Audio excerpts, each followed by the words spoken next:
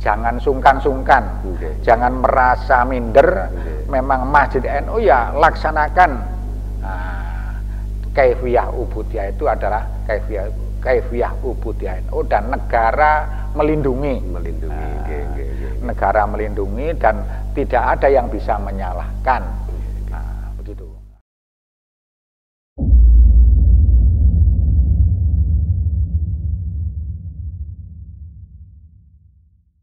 Assalamualaikum warahmatullahi wabarakatuh. Waalaikumsalam warahmatullahi wabarakatuh. Innal hamdalillah tsumma sholatu wassalamu ala sayyidina Rasulillah Muhammad ibn Abdillah wa ala alihi wa sahbihi wa mawala. Amma ba'du. Hadratal muhtaramin, para alim yang kami taati, wabil khusus Al-Mukarram Kiai Haji Imam Sibaweh yang sudah ada di studio NU TV Turen. Sehat Kiai? Alhamdulillah. Alhamdulillahirabbil alamin. Para pemirsa NU TV Turen, nahdiyin, nahdiyat, kaum muslimin sekalian yang kami hormati, alhamdulillah pada kesempatan kali ini kita masih diberikan kesehatan oleh Allah sehingga bisa bertemu kembali di ngaji online bersama MBC NU Kecamatan Turen yang dipancarkan melalui channel YouTube NU TV Turen. Sebelum berlanjut pada materi, kami peringatkan dan kami mohon keikhlasan panjenengan semua untuk subscribe dan tekan tombol loncengnya agar kita senantiasa bisa berbagi ilmu, berbagi pengalaman untuk bekal kehidupan kita dalam menapaki kehidupan, terutamanya di dalam kehidupan beragama Islam. Pada sesi yang terdahulu, Al-Mukarram Kiai Haji Imam Sibaweh telah menjelaskan tentang memakmurkan masjid. Kali ini akan disampaikan sesuatu yang ada erat kaitannya dengan memakmurkan masjid, yakni manajemen masjid. Karena toko saja ini perlu manajemen untuk bisa rame, bisa laris, terlebih masjid yang merupakan rumah Allah di muka bumi ini untuk memakmurkannya tentu perlu dimanage sedemikian rupa. Nah, untuk lebih jelasnya bagaimana memanage masjid ini akan disampaikan, akan dijelaskan oleh Al-Mukarram Kiai Haji Imam Sibaweh. Monggo Kiai. Assalamualaikum warahmatullahi wabarakatuh. Waalaikumsalam warahmatullahi wabarakatuh. Alhamdulillahirabbil alamin, wassalatu wassalamu ala sayyidil anbiya'i wal mursalin sayyidina Muhammadin wa ala alihi wa sahbihi ajmain. Amma ba'du. Qala Allah ta'ala fil Qur'anil Karim, bismillahirrahmanirrahim. La masjidun ussisa 'alat taqwa min awwali yaumin ahaqqu an taquma fihi rijalu yuhibbuna ayyatatahharu wallahu yuhibbul mutahhirin. Pemirsa NU TV Turen yang dirahmati Allah, bahwa masjid itu didanai oleh orang banyak, mulai dari orang yang mewakafkan tanahnya, ada jariah dari simpatisan, ada jariah atau bantuan dari warga, mungkin juga ada bantuan dari pemerintah, ada yang bantuannya dalam bentuk material, bantuannya berupa uang, ada yang kerja bakti. Nah, kemudian yang Jumatan pun juga dari berbagai lapisan masyarakat. Nah, kemudian yang hadir di kegiatan Jumatan, sholat 5 waktu juga berbagai lapisan masyarakat. Nah, oleh karena itu masjid perlu di-manage, ditata sedemikian rupa agar pelaksanaan ibadah utamanya di masjid itu nyaman, tidak ada konflik, tenang, ada kebersamaan. Nah, ini sekali lagi perlu di-manage, perlu diatur yang sebaik-baiknya. Para pemirsa yang dirahmati Allah, dalam pembahasan ini saya mulai dari penataan aset Pak Solihin. Masjid itu mayoritas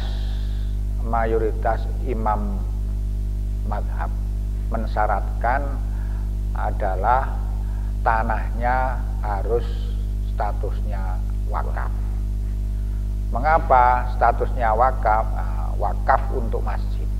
Karena kalau masjid itu misalnya dibangun pribadi, nanti kalau ada orang mau sholat, mau jumatan kan ada semacam harus izin sama yang punya. Repot kan ini. Yang punya siapa? Ya kalau ada di rumah dan lain sebagainya. Istiqdannya itu kan sulit. Nah, oleh karena itu perlu tanahnya diwakafkan. Selanjutnya di Indonesia kan ada organisasi besar. Ada NU, ada Muhammadiyah, ada Hidayatullah, ada LDI. Masing-masing dari organisasi itu umatnya mempunyai masjid. Umatnya mempunyai masjid. Sehingga kadang-kadang warna masjidnya yang kemudian dampaknya kaifiyah atau cara ibadahnya walaupun beda tipis tapi ada bedanya. Untuk itu perlu yang sering saya sampaikan di banyak kesempatan itu perlu dijelaskan jenis kelamin masjid. Nah, penentuan jenis kelamin masjid itu dimulai dari mana? Ya dimulai dari wakaf. Ketika yang mewakafkan adalah warga NU, kemudian si wakif atau orang yang mewakafkan itu sowan kepada kiai di daerah tersebut, yai niki kula wakafaken supados didamel masjid tanah kula. Yang mewakafkan orang NU, kiainya juga NU. Ya wis lek ngono ayo ditoto surat akta ikrar wakaf. Diuruslah akta ikrar wakaf itu ke prosesnya mulai dari kepala desa kepada KUA kepada camat. Maka di surat akta ikrar wakaf itu tentu akan ditulis untuk apa tanah itu diwakafkan, miliknya siapa, kemudian dipakai untuk apa, dan kemudian ini nadir, orang yang ngopeni makmurno masjid itu disebut dengan nadir. Nah, nadir itu ada nadir perseorangan, ada nadir organisasi. Nah, ketika yang mewakafkan orang NU, nadirnya kiai tadi yang dimohon oleh si wakif adalah orang NU, diurus suratnya, tertulis di akta ikrar wakaf, nadirnya adalah nadir Badan Hukum NU. Maka jadilah masjid itu menjadi masjid NU. Begitu juga masjid-masjid Muhammadiyah, insya Allah prosesnya juga sama. Apa bisa dibalik dalam arti misalnya organisasi Muhammadiyah punya dana besar, beli tanahnya diwakafkan, kemudian akta atau sertifikat wakafnya berbunyi nadir Badan Hukum Muhammadiyah, jadilah masjid Muhammadiyah. Insya Allah masjid LDI juga seperti itu, yang kalau kita jalan di jalan-jalan itu di embung-embung wis ono tulisannya masjid LDI. Malah justru jarang kita nemukan masjid NU, kalau plakatnya atau arah jalan ke masjid 100 meter masjid NU tidak ada. Akhirnya guyonane wong NU pokoke ana jidore ya masjid NU. Didelok nek mimbare kok ana tekenang situ, jadi itu berarti masjid NU. Lah itu yang saya maksud dengan jenis kelamin masjid. Dan ketika sudah jelas kelaminnya tadi itu, kemudian ibadah yang dilakukan atau kaifiyah ibadah yang dilakukan di situ harus berciri khas NU juga, ngaten nggih? Tentu. Jadi ketika sudah nadir Badan Hukum tertulis nadir Badan Hukum NU, maka kaifiyah atau cara ibadahnya di masjid itu ya model NU. Model NU itu seperti apa? Setelah sholat waktu, ada zikir jahr misalnya. Secara berjamaah. Zikir suarane banter muni bareng-bareng. Bareng-bareng. Kalau Jumatan ya ada adzan 2 kali, ada teken angsitu misalnya. Secara berkala apa pendak malam Jumat ada tahlilan. Kemudian ada manakipan, ada istighosa, ada mulutan dan lain sebagainya. Dan termasuk niku ya nggih. Napa sebelum ketika Jumat, sebelum adzan ada nabujidor itu ya. Nabujidor. Jadi sebenarnya di manakah kita mempraktekkan model ibadah yang diajarkan oleh ulama NU di kitab-kitab Fathul Qorib, kitab Fathul Mu'in, kitab Sulam Safina, di sini memprakteknoni pelajaran tentang ubudiyah lah, itu dipraktekkan di masjid NU. Jadi makanya melalui kesempatan ini saya sampaikan bahwa jangan sungkan-sungkan, jangan merasa minder. Memang masjid NU ya laksanakan kaifiyah ubudiyah itu adalah kaifiyah ubudiyah NU, dan negara melindungi. Negara melindungi dan tidak ada yang bisa menyalahkan. Begitu. Jadi kalau sedikit mundur ya. Tadi tentang wakaf tadi nggih. Ya. Tadi kan diantaranya jenengan sampaikan bahwa ketika tidak diwakafkan itu akan menyulitkan orang yang akan sholat di situ kan harus izin. Ya kalau ada di rumah orangnya, kalau enggak. Belum lagi nanti misalnya tidak diwakafkan karena sejak masih pribadi, nanti kemudian si wakif tadi itu orang yang membangun tadi itu sudah meninggal, ini harus diwaris, nanti ada masjid diwaris ini juga ya. Ya betul, itu pernah ada kejadian memang. Karena belum diproses surat wakafnya, sehingga terjadi simpang siur batese indi. Karena omai kiai ini karo omai masjid itu berdampingan. Oh, berdampingan. Ada orang yang mungkin gak seneng karo kiai ini, dianggap kiainya itu mendirikan rumah di masjid, di tanahnya masjid misalnya. Ini kan timbul fitnah nanti. Oleh karena itu perlu diurus surat-suratnya. Kalau dalam Al-Quran ada idza tadayantum bidainin ila ajalim musamang faktu bulan diutang catatan, termasuk ada transaksi catatan. Catat sekarang itu kan berarti surat. Legalitasnya itu harus jelas. Nah, ketika masjid itu sudah jenis kelaminnya NU, tadi sudah saya jelaskan kaifiyah ubudiyahnya NU. Di situ dipakai rapat ke-NU-an, rapat ranting, rapat MWC, di situ boleh karena itu sudah milik semacam aset NU lah. Kemudian takmirnya ya orang NU semua, khotibnya orang NU semua.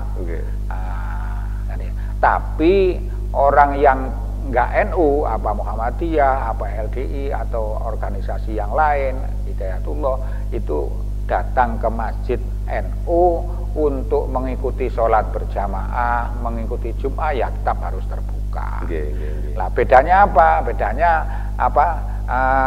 Ini adalah jangan jadi takmir, jangan jadi khotib, jangan jadi imam. Nah, sama orang NU juga nggak boleh meri, nggak boleh iri ketika misalnya ada masjid Muhammadiyah melaksanakan ibadah model Muhammadiyah, silakan saja. Ada rapat Muhammadiyah, silakan aja. Nah, jadi itu wis aturannya sudah seperti itu.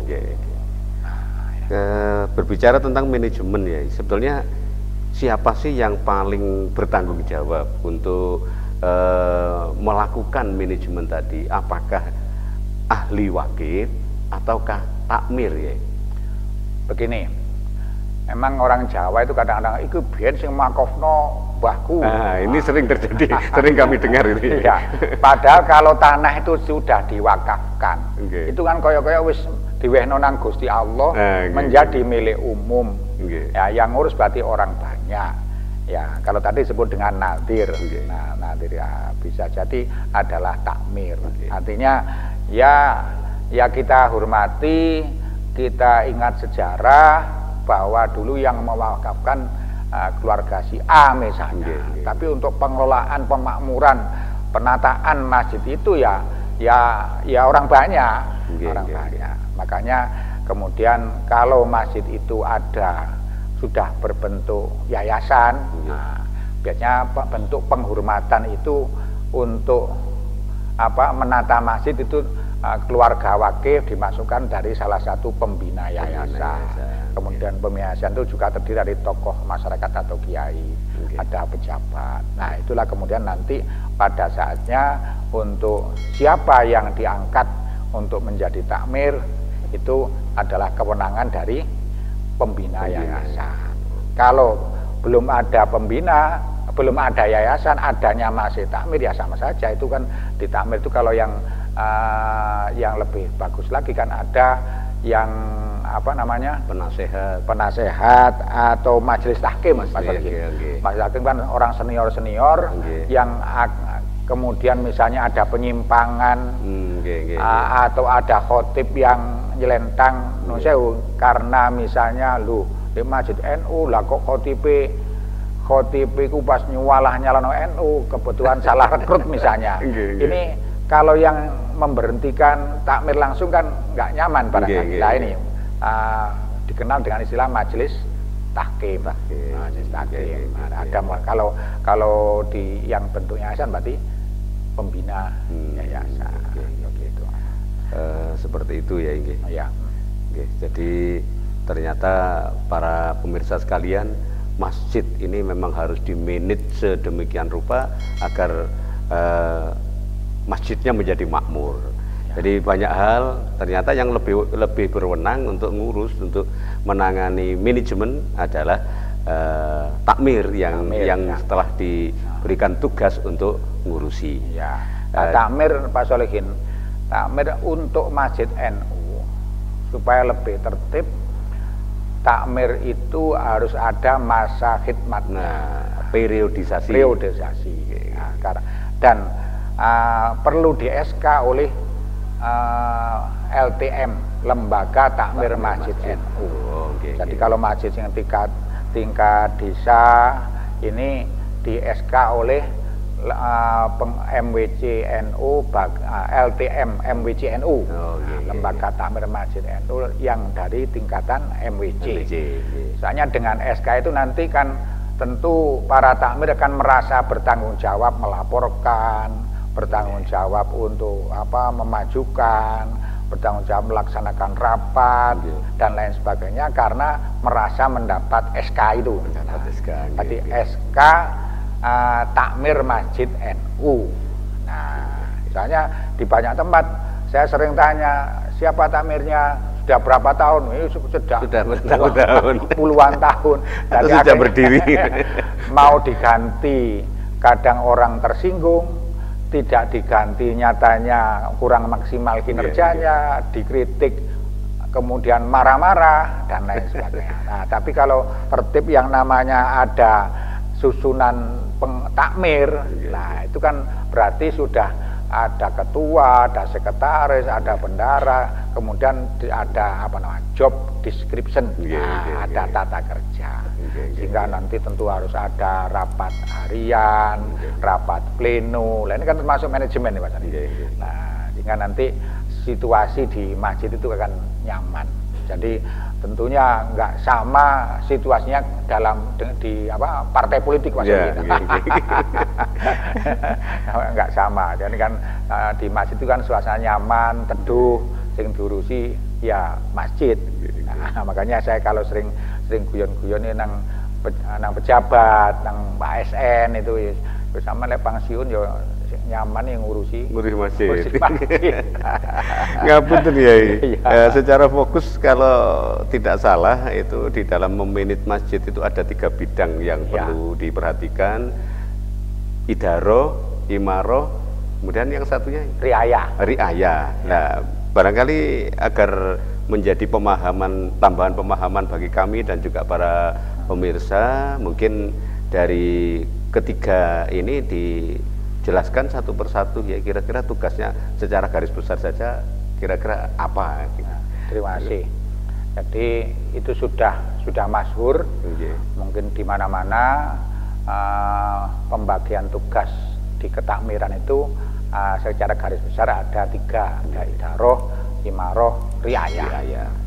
Nah, imaroh itu terkait dengan peribadatan. Jadi kalau misalnya di luar bulan puasa yang ngatur jadwal khotib, apa itu temanya khotib seperti apa. Tentunya kalau masjid NU ya disusunlah semacam kurikulum. Nah ini Pak Solihin.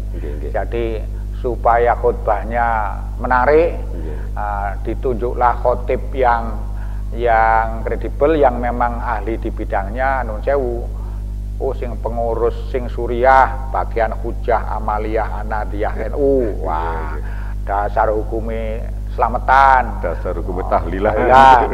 Menangkap itu apa sih manfaatnya, apa tujuannya, apa caranya gimana misalnya. Lah itu adalah tugas dari imaroh. Yang menyusun imam sholat 5 waktu siapa, muadzinnya siapa, terkait dengan peribadatan. Imaroh itu terkait dengan peribadatan. Biasanya pembagiannya seperti itu. Nanti ada PHB apa enggak, nanti kalau hari raya siapa khotibnya. Kemudian kalau sekarang ini sudah musimnya puasa, masuk bulan puasa, berarti yang menjadwal imam taraweh, sing bagian dungani, itu adalah bidang imaroh. Kalau riayah itu biasanya terkait dengan pembangunan, perawatan dan pembangunan biasanya, ya keamanan termasuk masjid perlu ada satpam, sing nyebrangno, sing yogo parkir, kemudian perawatan misalnya supaya jedingnya bersih dan lain sebagainya, lampunya, termasuk speakernya. Speaker itu penting. Masalahnya sebagus materi khutbah apapun, kalau speakernya grosok kan nggak akan nyaman. Itu bagian riayah.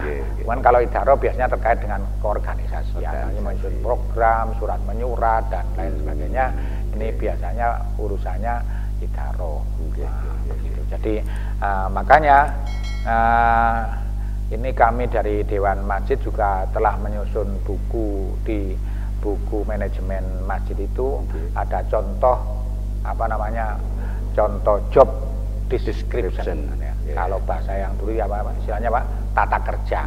Ketua pembagian tugas. Ketua tugasnya apa? Ketua 1 bidang imaroh, ketua 2 bagian idaroh, ketua 3 bidang misalnya seperti itu. Sekretaris apa, bendara apa, supaya tidak terjadi tumpang tindih. Nah, itu begitu Pak Solihin. Terkait dengan imaroh, diantaranya tentang peribadatan, tentunya tidak terlepas dengan keinginan untuk jamaahnya itu gembel jamaahnya itu banyak. Nah, ketika dalam rangka menarik jamaah ini agar banyak, kemudian ada upaya dari imaroh itu untuk katakanlah memberikan kopi, memberikan makanan ringan, yang mana ini anggarannya diambil dari keuangan masjid. Ini bagaimana ya? Memang masjid itu perlu dikelola secara profesional. Keuangan harus transparan. Bahkan kalau di Masjid Al-Akbar itu Pak Solihin ada semacam ISO. Jadi Al-Akbar Surabaya sudah diaudit. Karena keuangannya, karena sudah besar masjidnya, pemasukannya sudah besar, makanya ya pengeluaran besar pengeluaran keuangan harus transparan. Nah, untuk itu memang penggunaan uang masjid, dalam hal ini Dewan Masjid Indonesia Kabupaten Malang sudah menerbitkan buku tentang fikih masjid. Uang yang masuk ke masjid itu bolehnya digunakan untuk apa saja. Antara lain di buku itu dulu yang menyusun adalah Yai Ramadan Khotib.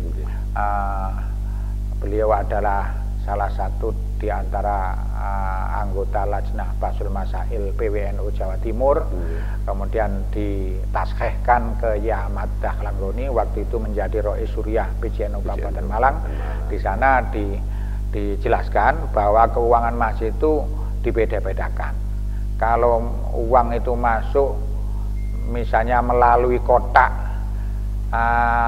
pembangunan, sehingga seperti di banyak tempat masjid itu kan ada kotaknya 2 atau 3. Misalnya ada kotak pembangunan, atau kalau masjidnya sedang melaksanakan pembangunan juga diumumkan bahwa masjid ini sedang membangun, butuh dana sekian-sekian, dan kami persilakan. Nah, kemudian orang ngisi atau jariah memang diniatkan, ditujukan untuk pembangunan. Nah, kalau seperti itu maka dana yang ada yang masuk kotak pembangunan yang tujuannya nyumbang untuk pembangunan ya tidak boleh ditasarufkan untuk selain pembangunan. Kalau maksudnya melakukan ada lagi kotak namanya kotak limaslahatil masjid. Nah, kemaslahatan masjid itu apa? Masjid itu kan butuh listrik. Listrik itu kemudian ada rekeningnya, butuh pembersihan, kemudian ada karyawannya, butuh keamanan, kemudian ada satpamnya, butuh bisyarah khotib, karena khotib itu juga untuk menyusun khutbah yang aktual ya butuh waktu, butuh pikiran, butuh nulis. Nah, ini kan perlu dihargai ilmunya. Nah, ini kan kalau diambilkan dari uang pembangunan nggak boleh. Nah, makanya akan bijaksana kalau juga ada kotak masjid yang masuk untuk kemaslahatan masjid. Nah, itu boleh pakai yang saya sebutkan tadi untuk bisyarah khotib, imam, muadzin, untuk satpam dan lain sebagainya. Karena gini Pak Solikin, di kota-kota besar itu kan kotak amal jariah yang masuk ke masjid itu jumlahnya sudah besar Pak Solikin. Nah, sementara orang sama sibuk, akhirnya mencari petugas untuk adzan yang tepat waktu kan juga sulit. Tidak hanya sekedar adzan, kan butuh suaranya yang merdu, lagunya yang enak. Iya. Nah, tentu akhirnya kemudian dikasih bisyarah. Kemudian kalau nggak ada yang ditugasi kan nanti nggak ono sing adzan ya opo. Nah, makanya itu adalah kemaslahatan masjid. Nah, kemudian ada lagi untuk kesejahteraan masjid kadang-kadang atau dana sosial. Biasanya di masjid itu punya program misalnya santunan anak yatim, khitan masal. Nah, itu kemudian ada lagi beasiswa. Biasa misalnya begini, karek cili-cili kok gak patek seneng nang masjid. Nah, akhirnya dibuatlah kotak kesejahteraan. Nah, kesejahteraan itu kemudian antara lain ditasarufkan untuk anak kecil supaya seneng nang masjid, sing seneng masjid dicateti, yang sregep jamaah, gelem ngaji nang masjid, ada kartunya atau kemudian oleh masjid dikasih beasiswa. Nah, itu ada beberapa masjid di Jawa Timur yang sudah seperti itu. Nah, itu diambil dari uang yang mana? Itu kesejahteraan masjid. Boleh menurut hukum fikih itu. Terus juga ada memang ini yang saya pernah temukan itu di masjid itu ada kotak yang ada tulisannya untuk jariah untuk yatim. Nah, berarti ini hanya yatim saja. Ya. Nah, itu tepatnya saya tahu di Masjid Besar Bantul Pak Solihin. Jadi memang saya tanya ketua takmirnya, memang di situ punya program rutin santunan anak yatim. Tapi kalau misalnya wong tuane jarene akeh sing akeh sing TKW, akeh sing kerja di luar, atau misalnya kemudian orang tuanya pisah atau katan misalnya begitu. Jadi dari memang supaya dibolehkan, memang niatnya masyarakat sudah diberitahu ada program itu, ya dimasukkanlah kotak untuk santunan. Ngapunten, kalau acara santunan anak yatim kadang-kadang itu juga digandeng dengan doa Pak ya. Ketika itu kotaknya tadi itu bunyi anak yatim saja, apakah boleh kalau juga nanti ditasarufkan kepada doa Pak ya? Kalau di Masjid Al Azhar itu misalnya ya cari lagi uang. Oh gitu. Cari lagi. Berarti yang yatim khusus untuk iya. Cari lagi bantuan disampaikan kepada agnia. Ada acara santunan untuk du'afa seperti yang dilakukan oleh koin NU itu kan. Di koin NU itu kan bukan zakat itu. Iya. Koin NU di antara tasarufnya kan ada untuk du'afa, ada untuk kegiatan keagamaan. Alhamdulillah. Alhamdulillah ya, sebetulnya masih perlu juga diperjelas lagi, namun demikian mengingat ada keterbatasan waktu, jadi mungkin kita akhiri sampai di sini. Lain waktu barangkali kita lanjutkan. Dan untuk para pemirsa, jawaban beliau dari beberapa yang kami sampaikan pertanyaan tadi juga sudah sangat lengkap.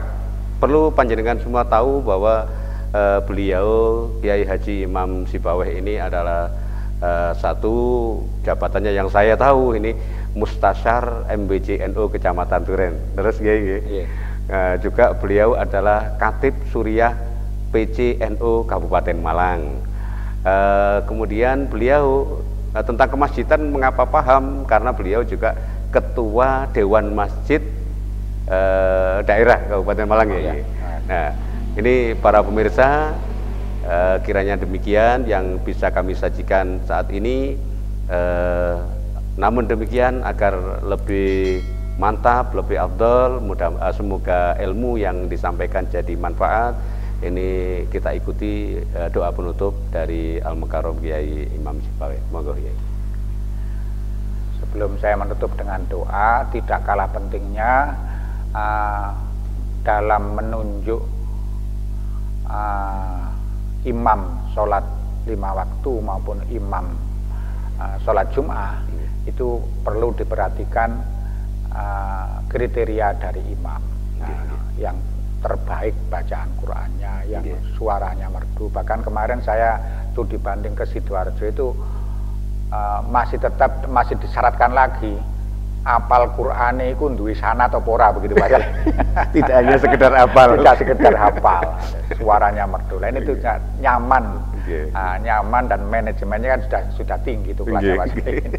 Marilah kita berdoa semoga masjid di Kecamatan Duren ini manajemennya dari hari ke hari, tahun ke tahun semakin bagus, semakin tertib, sehingga pada akhirnya orang datang ke masjid semakin nyaman, semakin banyak orang ibadah sholat Jum'ah, semakin banyak orang yang sholat 5 waktu di masjid, sehingga sesuai dengan himbauan dari ketua atau Rois PBNU waktu itu adalah Yai salah satu Rois Surya PBNU, kalau suatu daerah itu yang datang ke ibadah ke masjid atau ke langgar sudah mencapai 50%, lah itu berarti sudah kampung santri. Kalau masih belum, itu adalah peta dakwah.